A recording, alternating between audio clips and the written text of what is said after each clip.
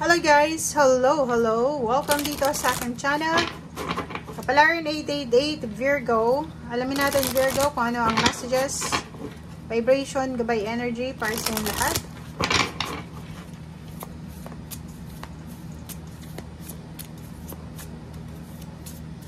Ano ba ang energy, gabay para sa lahat ng Virgo? Kumuha tayo dito guys ng free cards. Okay, Virgo, Invisible, number 1675. Oh, High Priestess of Fire. Nako, Virgo. Paki-comment ka sa comment section kasi ikaw ba ay may karelasyon na fire sign, Leo, Aries, Sagittarius? Or parang may nakikita ko sa'yo dito na parang gusto mong maging invisible. May iniiwasan ka ba? Parang ganun. Nangangailangan ng balanse yung sarili mo mula sa ulo hanggang sa paa. Okay, emotional, financial, spiritual, mental, psychological. May iba ditong Virgo na dumadaan sa depression. Parang feeling mo hindi ka nag-i-exist, or parang feeling mo hindi ka makapag-desisyon ng sarili mong decision making. Parang ganon. Comment down below if you resonated. May Virgo dito na natatakot sa kanyang partner, family members na fire sign, Leo, Aries, Sagittarius. May Virgo dito na nangangailangan ng balanse. Sa either parents mo yan or kano pa man. Ang nakikita ko sa'yo dito, masyado kang takot. Disappointed, takot. Gusto mong magtago. Gusto mong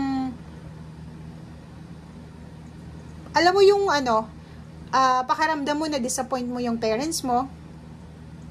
Pakiramdam mo na disappoint mo yung relationship mo. Parang ganon yung energy na to sa last 2 weeks ng May.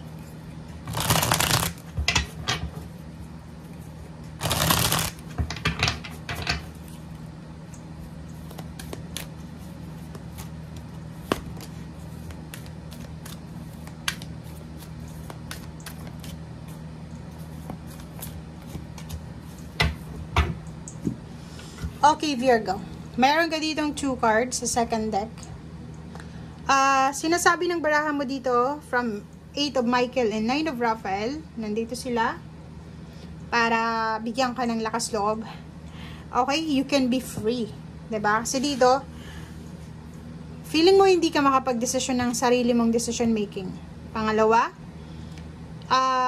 lahat ng mga decision mo, parang feeling mo, kailangan mong isang guni siya. Yun, wala kang freedom. Diba? Nakadepende sa sasabihin ng tao, ganito, ganyan. So, nandito ngayon Michael, sinasabi na lahat ng restrictions na nararamdaman mo sa ngayon, ay may pagkakataon ka na makaalis, makalaya. Ang gagawin mo lang is maging matatag ka, maging courageous ka, na magdesisyon. Baguhin yung sitwasyon mo. Diba? Oh, isa resonated to. Confirmation. Invisible fragment. Hindi mo nakikita ng maayos yung direction o yung kapiligiran. Parang ang dilim. Madilim. Diba? So, 9 of Raphael, sinasabi na yun, pwede kang makalaya dyan sa sitwasyon mo na yan. So, make a wish, pray, and isipin mo na walang sino man ang may hawak ng buhay mo, kundi Panginoon lang. Okay? Kasi masyado kang takot. Ang dami mong kinakatakutan.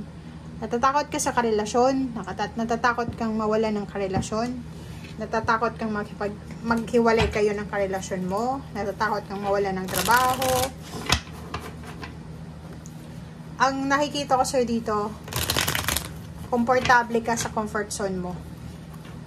Yun yung focus mo eh. Comfort zone lang. Takot kang lumabas sa comfort zone mo. Takot ka din siguro na subukan na maging free. Oh, tingnan mo. Diba? Meron ditong pwedeng nag-o-offer sa'yo ng relationship, trabaho, clarity, freedom. Ang ganda ng dalawang barahang to. Kasi sinasabi nila na may nag-o-offer sa'yo, or kahit walang nag-o-offer, ang universe, ang ating Panginoon, parang inilagay ka ngayon sa sitwasyon na pwede kang gumawa ng choices sa buhay mo. Hanapin mo daw yung liwanag, hanapin mo yung katahimikan, hanapin mo yung i-enjoy mo yung kung ano yung meron ka sa ngayon. Okay? Katahimikan to eh. 'Di ba? Pwedeng may asawa ka, may live-in partner, may girlfriend, may boyfriend. Pero may nagkakagusto sa'yo. Ino-offeran kayo ng freedom, ng clarity, ng liwanag, ng maayos na buhay, na makaalis din sa stagnation na yan. Pero yun na nga, natatakot ka. Kung makikita mo dito, pagod na pagod ka eh. Diba? Pagod na pagod ka na sa pakikipag-away, relationship away, pamilya away, away ng pamilya. And nandun ka sa parang, ano ba yon? Relationship na childhood sweetheart kayo from high school, tapos nagkaasawahan or nagkaroon ng relationship. Parang nakikita ko sa'yo dito na naghahanap ka ng maturity sa karelasyon mo. Or even sa trabaho. Sa trabaho, nakikita ko sa'yo dito na pagod ka sa trabaho. Gusto mong magpahinga. Gusto mong magkaroon ng time para makapagpahinga. Mabilis na decision making. Nako. Isang napakabilis na decision making ang gagawin mo sa weekend na to. Last 2 weeks ng May. Pag-isipan mong mabuti siya ha. Kasi, isang decision making ang gagawin mo na pwedeng pabor sa puso mo. Kasi, ang mga Virgo kasi gusto nila ng buhay na hindi complicated. Mabilis lang i-please yung mga Virgo. Mabilis lang. Sobrang bilis. Kasi, ayaw nila ng gulo. Gusto nila tahimik, stress-free, carefree na buhay.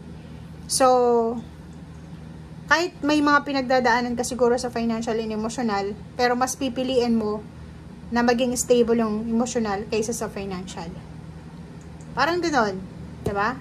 So, comment down below guys if you resonated. Kung nasa crossroad ka, hindi ka makapag-desisyon, pwedeng itong decision making na gagawin mo sa ngayon ay pabor sa pamilya mo, pabor sa puso mo, pabor sa emosyon mo. So, comment down below guys if ano itong decision making. I-share mo sa comment section. Okay? Thank you guys. Bye!